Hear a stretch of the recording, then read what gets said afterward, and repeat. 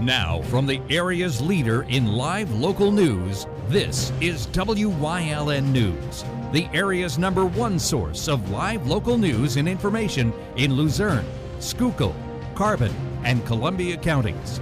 WYLN News starts now.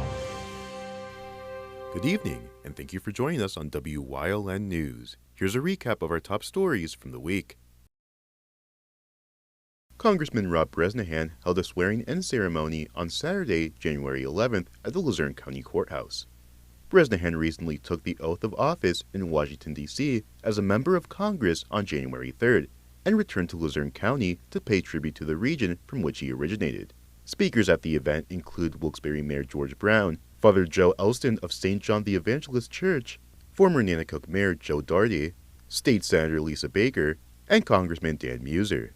As a new member of the 119th Congress, Bresnahan was chosen to serve on the House Committee on Transportation and Infrastructure, the House Committee on Agriculture, and the House Committee on Small Business.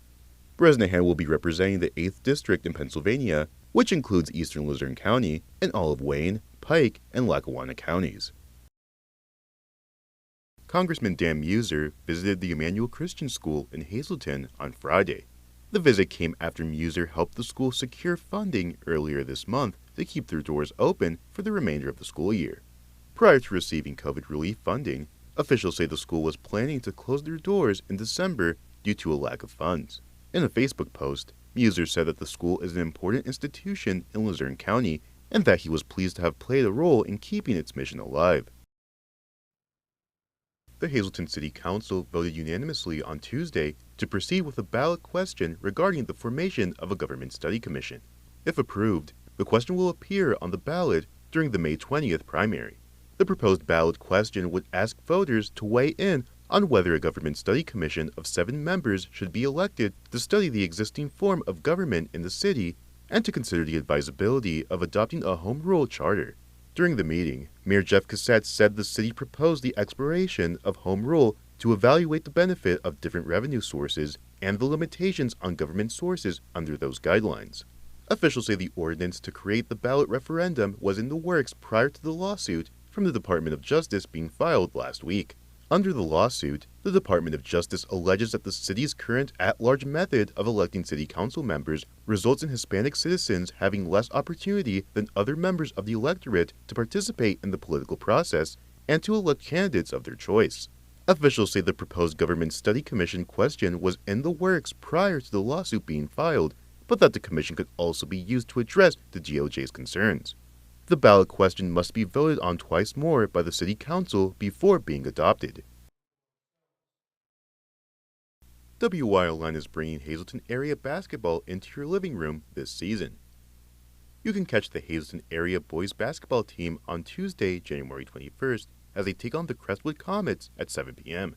Or you can catch the Hazleton area girls basketball team on Thursday, January 23rd at 7 p.m. as they face the Wilkes-Barre Wolfpack. Watch the games live on WYLN or watch them anytime on the WYLN TV 35 YouTube channel. Coming up on WYLN News, Chris Fulmer takes us down the path through history with Sunbury Part 4. Plus, we check in with State Representative Dan Watrow on Watrow's weekly update. But first, we'll take a look at our 5-day forecast brought to you by the WYLN Weather Kids. We'll be right back. Brought to you by the Lehigh Valley Orthopedic Institute, the region's only nationally ranked hospital. We turn setbacks into comebacks one movement at a time. Learn more at lvhn.org/ortho or 833-LV-ORTHO.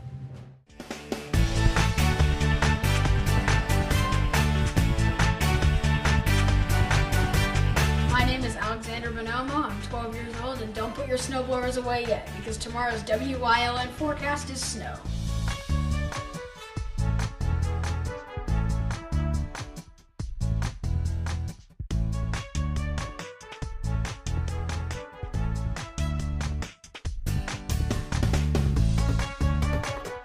We want your child to be our WYLN Weather Kid.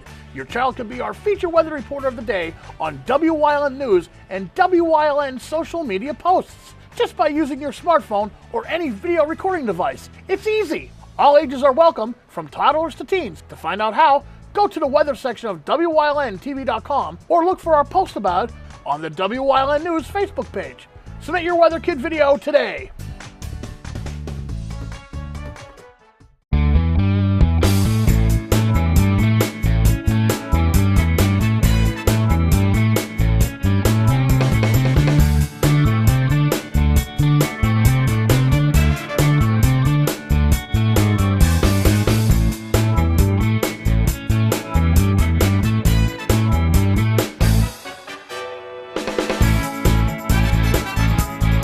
Third Base Luncheonette, still making memories after all these years.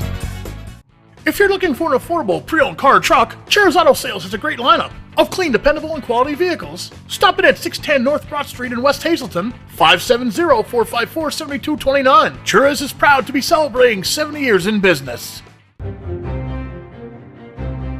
Like and follow WYLN News on Facebook for the WYLN News Midday Update, posted daily between noon and 2 p.m. Powered by Lehigh Valley Health Network.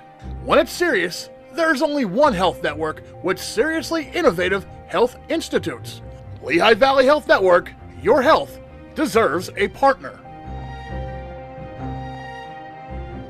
Come shoot at Whitetail Preserve 118 Boulevard Road in Bloomsburg. Their skeet, trap, and sporting clay fields are professionally designed, and all stations are handicapped accessible. Whitetail Preserve has resident shooting instructors certified by the NRA in shotgun, rifle, pistol, home safety, and personal protection in the home. Whitetail can also cater any size event, whether it be a private party, corporate event, or wedding. Call 570-384-2314 or 570-790-8969. A Path Through History is sponsored by the Old Jail Museum, 128 West Broad Street in Jim Thorpe.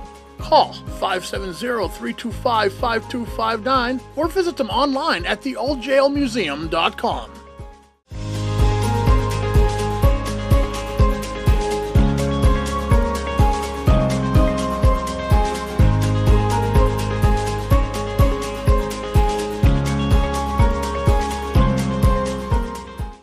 Moviegoers in Sunbury had several options to watch movies at.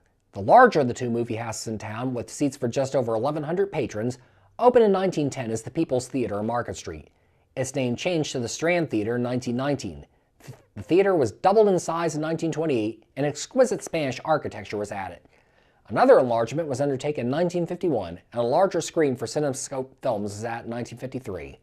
June 12, 1980 would be the day of the last picture show at the Strand Theater, which fell victim to the rise of shopping mall cinemas. An electrical warehouse now stands at its location. A second Sunbury theater opened in 1911 is the Victoria Theater. With a capacity of 470 guests, it originally showed silent films. In the early 1930s, its name was changed to the Rialto Theater. A new screen was added in 1934, and shortly thereafter it was bought by the Comerford amusement chain. Another extensive remodeling took place in 1957. In its last years, the Rialto was not a successful theater, and it closed temporarily in 1958, 1974, and 1977. The curtain came down for the final time in the Rialto Theater on December 27, 1978, when a frustrated janitor lit a broom on fire and hurled it into a closet, which soon set the entire theater ablaze. 3 months later, on March 15, 1979, another fire broke out in a rear garage, which was also later ruled an arson attempt. An adjoining church and furniture store were also damaged in the second fire. Deemed in too poor condition to salvage, the Rialto Theater was torn down in 1980. 1915 sees B. Frank Bastian open a bakery on Court Street. 5 years later, he would enter into a partnership with Benjamin Apple to open Buttercrust Baking on North 11th Street. The bakery would quickly take off, selling breads such as Wholesome, Milano, Buttercrust Country, and Roman Meal. Buttercrust would prove to be an innovative bakery. It was the first to use unleavened flour, which was the first bakery east of the Mississippi River to offer sliced bread in the 1930s, and the first in the eastern U.S. to package its bread in cellophane wrapping. Buttercrust Baking was purchased by Sara Lee in 2006, and then again by Bimbo Bakeries in 2010. The bakery closed in 2017. A notable pharmacy chain would get its start in 1920 when partners Scott Ray and George C. Derrick purchased the former Kelly Drug Store at 430 Market Street. The very first Ray and Derrick drugstore would soon open that location, and in the decades that followed, even more stores opened throughout Pennsylvania, expanding deep into the coal region, Poconos, and Lehigh Valley. At its peak, there were 134 Ray and Derrick drugstores in the chain, dispensing medicines to those who needed it. The chain was purchased by People's Drug in late 1984, but would be kept largely intact by its new parent company. The end for Ray and Derrick would come when People's Drug was itself purchased by CVS in 1991, after which the latter converted all remaining Ray and Derrick stores to the CVS name. Throughout all this time, Sunbury had to come to terms with frequent flooding. The Native Americans that once lived in the site had said that the Susquehanna would flood Sunbury roughly every 14 years, and often they were proven correct. Previously, there had not been enough money to deal with the issue, but a massive flood in 1936 in which the river rose nearly 27 feet and caused $4 million worth of damage proved to be the impetus to finally get something done. Congress allotted funds for the construction of a flood wall in town, although the Army Corps of Engineers soon determined it would take 10 times that much to build a properly effective flood wall. Funding issues in World War II delayed the start of construction until 1946. Even then, problems would plague the project. Budget cuts, local opposition, quicksand, fires, and rats fleeing the riverside boroughs infesting the town. Eventually, however, the flood wall would be complete in 1951, having passed a preliminary test in November 1950, when what had been completed by then successfully held back an 18-foot-high flood. It would get its biggest test in 1972 when Hurricane Agnes's waters crashed down Pennsylvania. The floodwaters came within 2 inches of the top of the wall, but it successfully held. Today, the flood wall still stands guard over Sunbury, keeping it safe from the river's rage. Organized baseball had first been played in Sunbury around 1887. Other teams would come and go over the years, including the Sunbury Senators of the Central Pennsylvania League, which moved from Mifflinburg in 1938 and stayed in Sunbury for 3 seasons. In 1945, Memorial Park Stadium was built on Jefferson Street, and the New York Yankees replaced one of their farm teams in the Class B Interstate League in Sunbury. Despite not doing well in the field, the team attracted over 100,000 fans in each of its seasons of play. The Cincinnati Reds took over the franchise in 1948, changing its name to the Sunbury Reds accordingly. This affiliation lasted 2 seasons, at which point it switched to the Philadelphia A's, in which legendary manager Connie Mack's final season charged the team. Although Mack did not arrive in Sunbury during the 1950 season, he had come to town for games in previous seasons. Willie Mays, however, would appear in Sunbury in 1950 as a member of the Trenton Giants. Future Hall of Famers Nellie Fox and Robin Roberts would also play in Sunbury, on Lancaster's and Wilmington teams respectively. The New York Giants took over the Sunbury squad from 1951 to 1952. Organized baseball's final stand in Sunbury would be in 1955, when the Piedmont League's Sunbury Redlegs called Memorial Park Stadium home. When the Piedmont League subsequently folded, so did the Redlegs. A wise market now stands on Memorial Park Stadium site, although some of the facility's bleachers, fences, and ticket booths were purchased by local high schools for their own use in the following years. For fans of basketball, the Sunbury Mercuries took the court at the old Sunbury High School gym beginning in 1947 in the Eastern Professional Basketball League. They would be a staple of the league for the next 24 seasons through 1971, facing off with such squads as the Wilkes-Barre Barons, Wilmington Blue Bombers, and Allentown Jets, and winning the league title in 1951. Among the Mercury's more notable alumni were Philadelphia radio announcer and Summer Basketball League founder Sonny Hill, legendary NBA coach Jack Ramsey, and longtime Detroit Pistons general manager Jack McCloskey. As the decades passed, local leaders saw the benefit using the Susquehanna and surrounding woods for recreational purposes. Shikellamy State Park was created by the state in 1960, with its centerpiece being the overlook across the river from Sunbury, affording those standing there a tremendous view of the town. It had been the site of an observation tower built by local eccentric John Mason that stood from the 1840s to the 1860s, and later where a hotel had stood from 1894 until it burned down in 1898. The marina across the river in Sunbury was added to the state park in 1972. Meanwhile, in 1969, crowds would gather at the river's edge for the dedication of the world's largest inflatable dam. Originally called the Sunbury Faber Dam, it was the successor of an earlier dam, the one for which the neighboring town of Shamokin Dam had gotten its name, that had been destroyed in the 1904 flood. The current dam is composed of a concrete base attached to piers and rubberized fabric bags that, when inflated, close off the flow of the river's water, creating the 3,000-acre Lake Augusta, which is available for boating and other recreational activities in the summer months. In 2001, the dam was renamed in honor of Adam T. Bauer, former chief clerk of the State House of Representatives at the time of the dam's construction.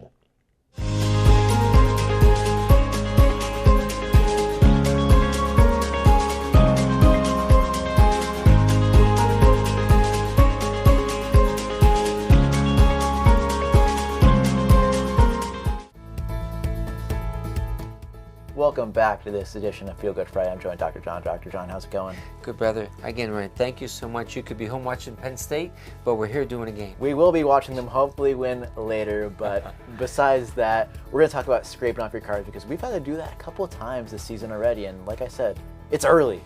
And there again, Ryan, you wake up early in the morning, there's your whole cars, I know how you're thinking. If I just do a little bit and I go fast enough, the wind's going to blow it off. I've had so many people in car accidents because it doesn't blow it off sufficiently. So number one, get on a hat, gloves, and a coat. Get out there and do the whole perimeter. You know, I have a nice brush. If you have a higher vehicle like a truck, buy a longer one at some store. You know, if you have a smaller car, like you could probably reach yours, right? But I've had, again, 5 people this week. They're on their tippy toes. They're stretching so far. They're trying to scrape the ice off and they hurt their backs or their shoulders. So scrape the whole car. Make sure that your brush is long enough. Do a thorough job, and that way you have a nice, safe trip ahead of you. Yep, don't want to throw your back out this winter season because that's one of the worst things you could do. But I'd like to thank Dr. John for joining us on this Feel Good Friday, and we'll see you next time.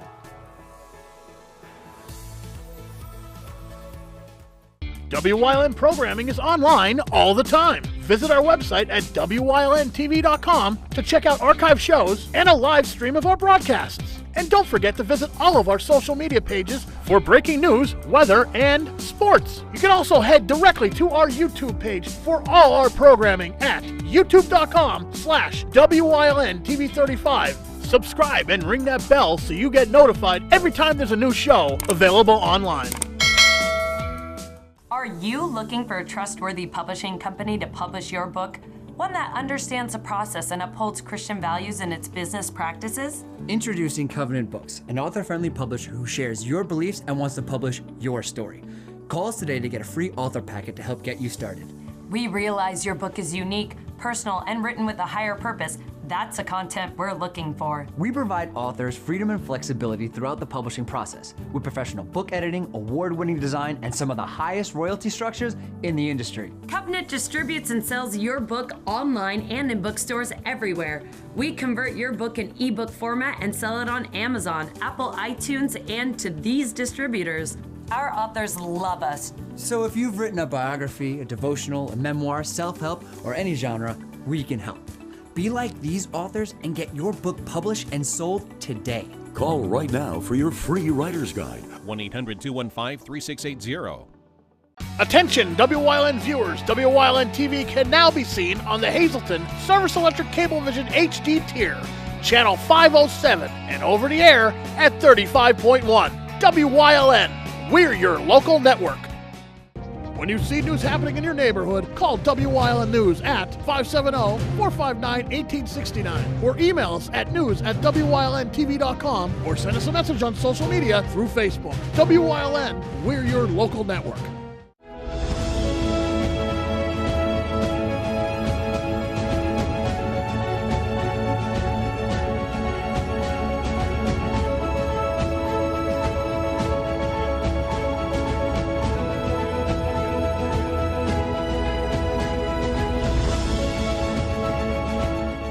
Welcome back to Watro's Weekly Update. I'm joined here as always with State Representative Dane Watro. Dane, how's it going today? Very good, thank you. A little bit chilly outside, but I guess we're all adapting to it. Yeah, we're definitely adapting to a lot of the cold weather that we're still getting here in January. Yeah. I know that today you want to give us an update on the cursive bill, House Bill 17, that you really want to discuss here, some addresses and updates to this bill here. Yeah, thanks for bringing that up. I mean, you're going to hear it first here on WYLN. Right. It's House Bill 17, and it's gaining a lot of traction, which I'm very happy that it is doing that here in the Commonwealth of Pennsylvania from not only media outlets like yourself.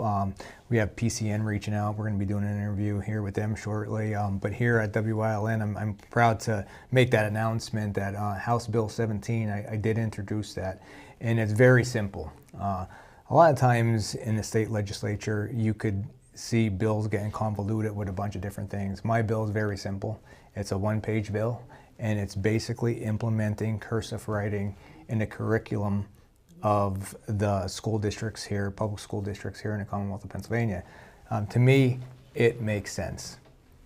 Now, here comes the hard work to try to get everybody to buy into that. And I mean everybody, like my friends across the aisle, my colleagues on my side of the aisle are very supportive of that, so I'm hoping my friends across the aisle will be supportive of that as well.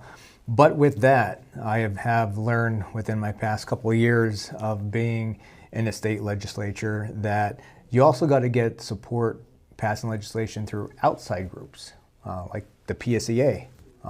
And I'm very hopeful, I want to say confident that they would jump on board with such a good thing to teach our children. We don't want outside, I'm going to say, China, India, whatever, their education system's good and very smart children coming out of their schools.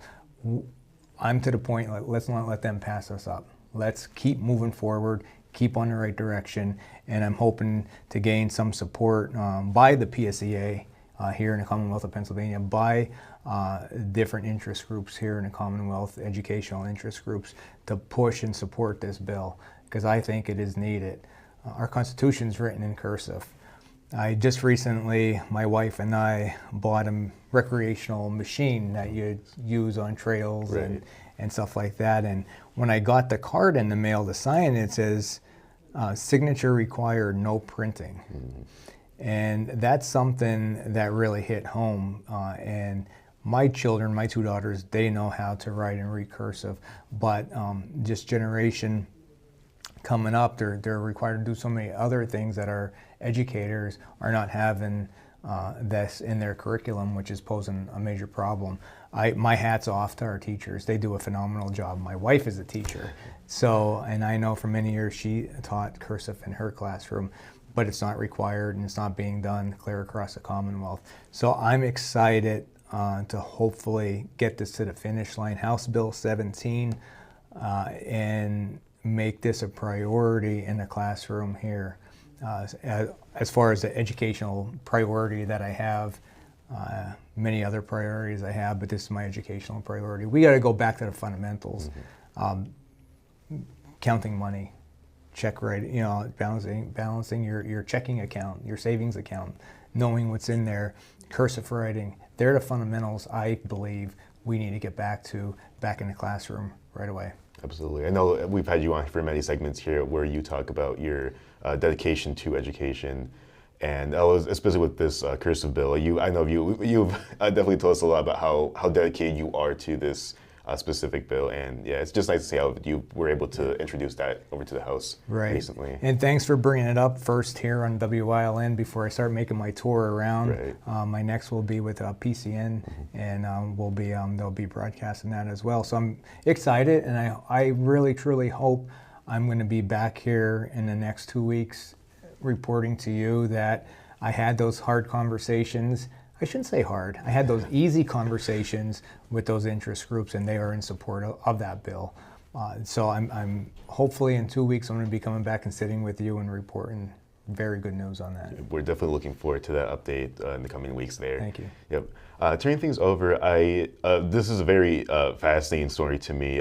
So recently we saw that you gave some of your equipment basically from your time serving with the U.S. Army over to the House Archives here in PA, and I just think it's a very cool and very fascinating exhibit they have over there down in Harrisburg, where they just really showcase like a lot of like the service that a lot of the House members have given to this country, including yourself, and I think that's just a very, very fascinating thing over there. It is. It's really cool to see it, the different wars and the memorabilia people have from when they served, or their ancestors, aunts, uncles, grandparents that served, and they have been donated to the House Archives, which is really neat. What I donated, donated 2 items to be put on display there. One is my military police armband that we had to wear in the Middle East, in Baghdad, Iraq, when I was there.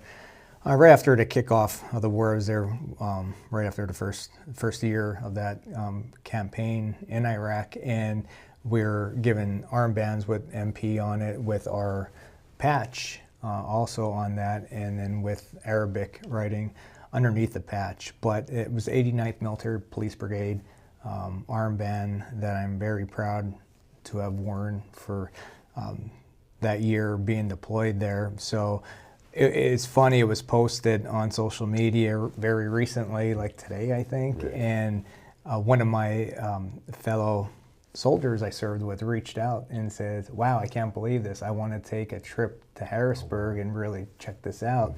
So, and then we started exchanging some of the stories we had there. We were on a pretty cool mission, and to this day, 20-some years later, it's like, wow, did you believe we actually did that? So it was pretty cool. I really appreciate the House Archives displaying that. I know they're very limited on room, and the 2 items that I gave were actually put out for display. And the second item was, it's called a CVC, and it's a CVC helmet with looks like a boom mic that goes around, and they're worn in a tank. And I was a tanker on an M1A1 tank. Did a lot of jobs in there, from driving them to loading them to shooting them. So this CVC I wore for many years, and the Army was rotating them out, and I was able to keep my CVC at that point. So it's pretty cool.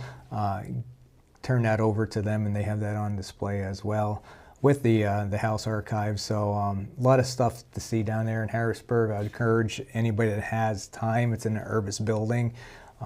It's the people's house. It's your house. You go in if you want to tour it and see it. Just please go have at it and enjoy it. Yeah, no, definitely very fascinating. I know on this segment we always talk a lot about your role as state representative here in this district, but I think also just taking a bit of time to highlight your service to this country is also very fascinating as well. Thank you. We appreciate what you do. I appreciate you. Thank you. Absolutely. Well, as always, I want to thank State Representative Dan Watcher for joining us here for Watcher's Weekly Update, and we'll see you next time.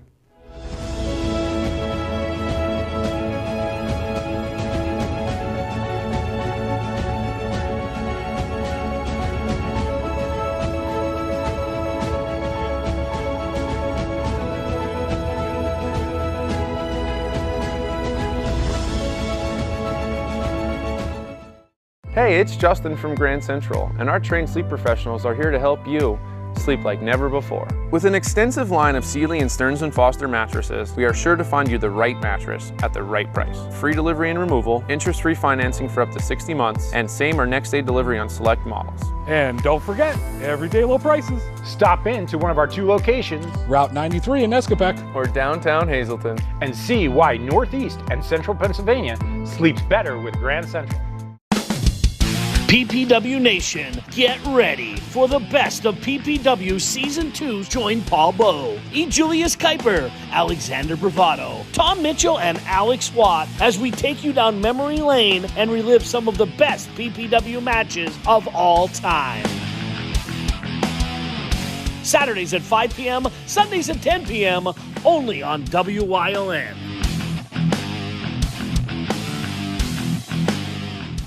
Do you like craft beer? Do you want to learn the right way to sample wine? How about checking out a restaurant with a unique flavor or a crazy food challenge? These are just some of the things we are featuring on Wine, Hops, and Roadstocks.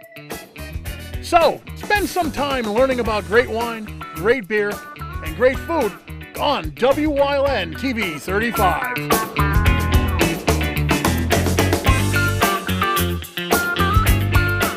Come shoot at Whitetail Preserve, 118 Boulevard Road in Bloomsburg. Their skeet, trap, and sporting clay fields are professionally designed, and all stations are handicapped accessible. Whitetail Preserve has resident shooting instructors certified by the NRA in shotgun, rifle, pistol, home safety, and personal protection in the home. Whitetail can also cater any size event, whether it be a private party, corporate event, or wedding. Call 570-384-2314 or 570-790-8969.